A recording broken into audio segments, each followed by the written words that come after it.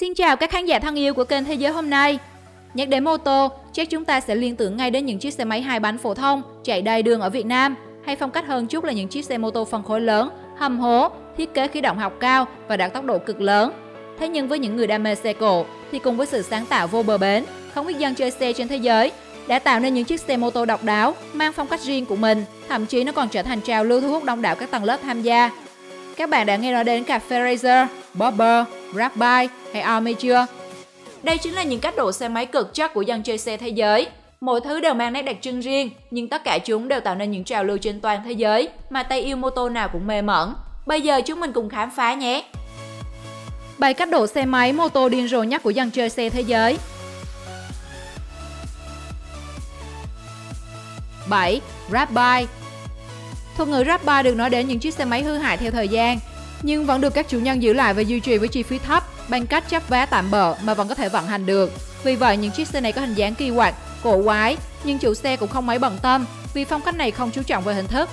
Đơn giản, Grabby tồn tại là để khẳng định cho một lối sống đậm chất nguyên thủy, hoang dã nhưng cũng rất tinh tế. Hầu hết những chiếc Grabby đều được phủ một lớp sơn đen mờ bụi bặm và cũ kỹ. Dòng xe huyền thoại này đã có một bề dày lịch sử lâu đời cho đến thời điểm này. Thậm chí những tín đồ hiện nay trên thế giới đã biến nó thành thú cưng, không thua kém gì những dòng xe độ khác. Kết hợp với những công nghệ hiện đại như hệ thống nâng, hạ gầm bằng bơm tăng hủy áp lực, hay thậm chí là độ thêm cả về phần âm thanh, giúp xe có thể vận hành tốt nhất có thể. Có bạn nào coi phim Mad Max chưa? Mấy chiếc mô tô trong đó đa phần là Grabby đó các bạn. 6. Army. Trào lưu độ xe phong cách lính hay còn gọi là Army.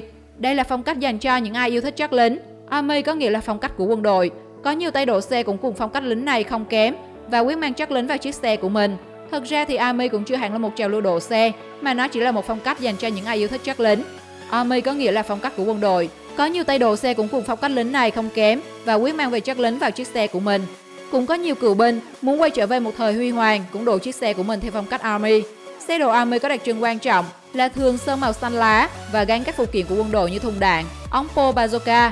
Nếu là tín đồ của phong cách độ xe Army, ắt hẳn bạn sẽ không thể bỏ qua mẫu đồ cuối cùng từ cơ sở Sauber Custom ở Ba Lan. Đó chính là chiếc BMW K100. Khi nhìn vào chiếc mô tô này, bạn sẽ thấy nó đã thể hiện những tinh túy của hãng trong phong cách quân đội táo bạo.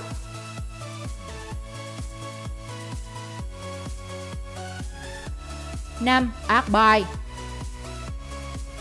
Arcbike là một phong cách độ xe dựa theo ngẫu hứng cá nhân, nhưng mẫu đồ này ít có ứng dụng thực tế và thiên về tính nghệ thuật, nên tất nhiên phần lớn nó được dùng để trưng bày thay vì chạy loanh quanh ngoài đường.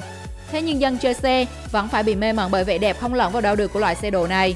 Để thấy rõ hơn về cách độ xe này, bạn có thể chiêm ngưỡng một số mẫu đồ theo phong cách Arcbike của Max Hazan để có cái nhìn trực quan hơn về Arcbike. Điển hình như BSA 500 Hazan, xe độ độc đáo với bình dầu lộ thiên. Tác phẩm độ cực kỳ sáng tạo của tay thợ Max Hazan, nổi bật với bình dầu trong suốt. Xe được trang bị khối động cơ của mẫu xe BSA 1966 A50 hay chiếc Hazan Motorworks XS650.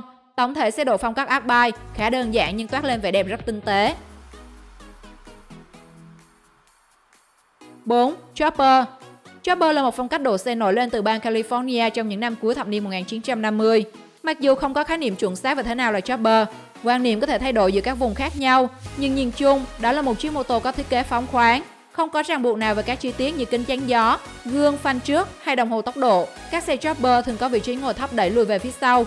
Tay lái có hai dạng phổ biến là kéo cao lên trên hoặc dạng thấp và ngắn. Một chi tiết khác cũng vô cùng phổ biến trên chopper, đó là phần ống kim loại để nối phần dè sau vào khung xe và được vuốt cao lên nhìn như phần tựa lưng ghế. Chopper có lẽ là dòng xe độ sở hữu diện mạo điên rồ nhất trong thế giới mô tô, và để điều khiển được chiếc xe này, anh em cũng phải có vóc dáng đồ sộ không kém chiếc xe, đặc biệt là đôi chân dài. Tư thế lái yên ngang như một vị vua đang lái xe trên phố, hay tự mình hóa thân vào nhân vật chính trong bộ phim Ma Tốc Độ sẽ khiến cho anh em cảm nhận được độ sướng khi lái xe phong cách này. 3. Drag. Một trong những phong cách độ xe mô tô điên rồ của các dân chơi không thể thiếu trong danh sách này có tên gọi là drag. Không có định nghĩa nào rõ ràng với drag, nhưng drag bắt nguồn từ Tokyo, Nhật Bản, do Go Takamine với cửa hàng thiết kế xe độ mang tên Drag Style. Về cơ bản, Drag Style mang một thiết kế riêng biệt với nhiều sự chắp vá với các phong cách độ xe khác nhau, như ta vẫn thường nghe Drag Tracker, Drag Cafe Racer. Một vài đặc trưng của Drag có thể kể đến như phuộc lò xo, yên rất mỏng và phẳng, ghi đông vừa tầm không quá cao cũng không quá thấp. Những mẫu xe được các tay độ Nhật Bản yêu thích lựa chọn để độ Brad thường là Yamaha XS 650, SR 400 với sự chắp vá đầy tính ngẫu hứng nhưng vẫn đậm chất riêng. Brad được coi là một trong những phong cách xe độ cổ điển sinh ra trong thời hiện đại có tầm ảnh hưởng cũng như đem lại sự trải nghiệm đặc biệt với người lái, đặc biệt là những chặng dài với địa hình không quá phức tạp. 2. Bobber. Thật ngạc nhiên khi quê hương của Bobber lại là Mỹ. Các bạn có thắc mắc tại sao như vậy không? Thật ra, Bobber có nguồn gốc từ Mỹ, nhưng là để tưởng nhớ đến châu Âu. Vào những năm của chiến tranh thế giới, người lính Mỹ hợp tác với quân đồng minh, do đó họ có cơ hội tiếp xúc và trải nghiệm những chiếc xe đúng chất châu Âu. Do đó khi trở về quê hương, họ đã cố gắng biến những chiếc mô tô của mình trở thành phong cách giống với những dòng xe châu Âu. Từ đó, Bobber đã ra đời. Các bạn có nhận biết, Bobber nhờ in xe đơn khá thấp, thân dài, bình xăng được đặt cao dần về phía đầu xe, lớp xe rộng với đường kính lớn, chắn bùn sau các nhánh và thường không có chắn bùn trước. Bobber thịnh hành nhất ở Bắc Mỹ. Sau này, Bobber cũng bắt đầu lây sang các nước châu Âu và cả châu Úc. Thường thì phong cách xe này chỉ có duy nhất một chỗ ngồi, nên nếu muốn chở thêm người thì đây là quả một việc khó khăn. 1. Cafe Racer.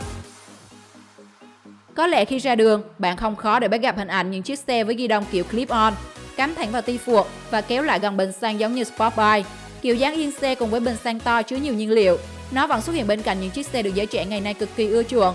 Thậm chí, khi nhắc đến cái tên Cafe Racer bên tai các thợ độ, ánh mắt họ ánh lên niềm khao khát và kiêu hãnh không thôi.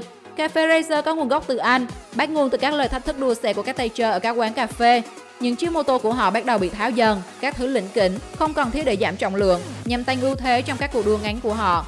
Trào lưu Cafe Racer đã vươn ra khỏi đất nước quê hương mình, lan sang các nước khác như châu Mỹ, Canada, châu Âu như Đức, Pháp, các nước Đông Âu, châu Á, Nhật Bản, Ấn Độ và nhiều nước khác. Theo đánh giá của các fan độ xe mô tô, có thể nói để có một chiếc Cafe Racer là điều rất dễ, nhưng làm sao để thể hiện đậm chất chơi của mình là điều vô cùng khó, không phải ai cũng có thể làm được. Đó cũng là lý do mà phong cách này vẫn có sức hút rất lớn trong giới độ xe, dù trải qua bao thăng trầm.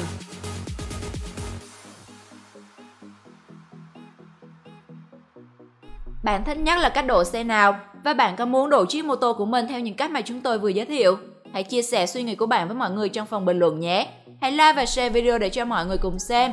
Và đừng quên follow kênh Thế giới hôm nay để chúng tôi có thể gửi đến các bạn những video mới nhất, hấp dẫn nhất. Xin chào và hẹn gặp lại!